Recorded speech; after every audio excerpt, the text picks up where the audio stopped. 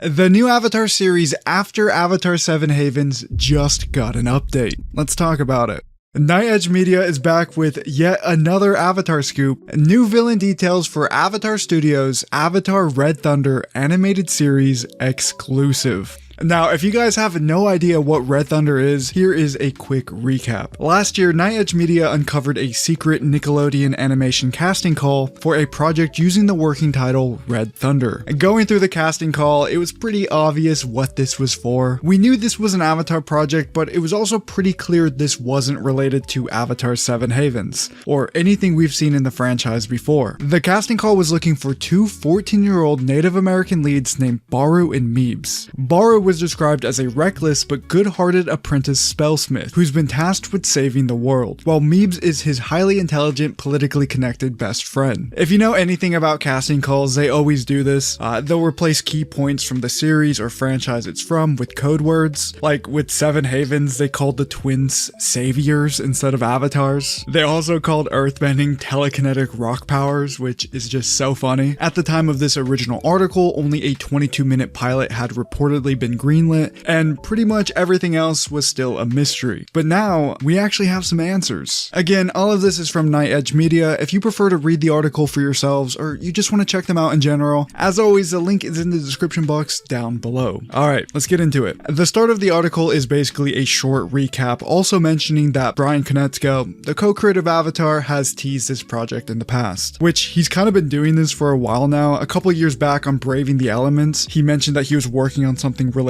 to the Water Tribe, and recently at San Diego Comic-Con, he said Avatar Studios had a TV series that was in production that would officially be announced at a later date. Looks like this could be it. This show has been in development for quite some time now. There have been multiple rounds of casting calls for the roles of Meebs and Baru, both in 2024 and summer 2025. Here is where things start to get very interesting. We also learned that the antagonist of the series will be a female Water Tribe leader codenamed Dila, and she's also going to be Meeb's mother in the story. We also exclusively learned that a high-profile indigenous actress was in talks for the role. Interestingly, the role for Dila only appeared in the 2024 casting call and not the 2025 one, which means the actress could have remained signed on through both casting processes. Paramount is high on this series as they see the Avatar: The Last Airbender franchise as more geared towards boys than girls, even though 7 Havens will feature 2 female heroines. It's kind of sad, but also a little funny to see the same thing come back time and time again. During season 2, Nickelodeon wasn't happy that the antagonist was a female and almost cancelled the series between the seasons. Before The Legend of Korra came out, Nickelodeon briefly suspended production on the series because they were worried about a female protagonist, until audience testers loved her. And now, at one point, Paramount wanted to drop all episodes of 7 Havens at once, all 26 of them. Sounds like they really hate female protagonists. Personally, I love The Legend of Korra and I can't wait for 7 Havens, so it's a little weird for me to hear about these internal politics behind this sort of thing. Now, if you look at the 2024 and 2025 casting calls, the log lines are a little different, but they tell pretty much exactly the same premise. I guess if you really wanted to read into it, you could say the 2025 one sounds a little bit more adventurous and fun-driven, but realistically, you can only take away and speculate so much on these casting calls. From what we've learned, the main premise of the story is that it takes place during an ice age. I'm so glad they're doing this. If you guys didn't know, the AAA Avatar RPG was recently cancelled, and the plot of that game was it was supposed to take place during an ice age from 7,000 years ago. And as you guys can see from the concept art, it looks like the Water Tribe was the villain nation in that as well. So it seems like this series is either repackaging the game, or it was meant to be a tie-in series. We know Paramount loves to package their products together. The Aang movie, the fighting game, and 7 Havens are pretty good examples of that, all releasing together and sharing the main stage at Comic-Con. Funny enough, 7 Havens actually doesn't even have a Paramount Plus page. They just threw the trailer up on the Aang movie page. Also, I just want to say the whole Ice Age thing might be the coolest premise Avatar has done since the original series. Don't get me wrong, post-apocalyptic is super cool, but an Ice Age where one element clearly has a huge advantage is pretty sick. It is a cool concept. And the article ends by saying the pilot has been done for for a while now, but the show hasn't been fully picked up just yet. Now, the show not being fully picked up yet probably doesn't mean what you think it means. For example, we know that Avatar 7 Havens was animating episodes a full 6 to 8 months before it was officially announced that the series had been greenlit. The same thing is most likely happening here. I'm not confirming it is, but if I were to guess, I'd say it's likely.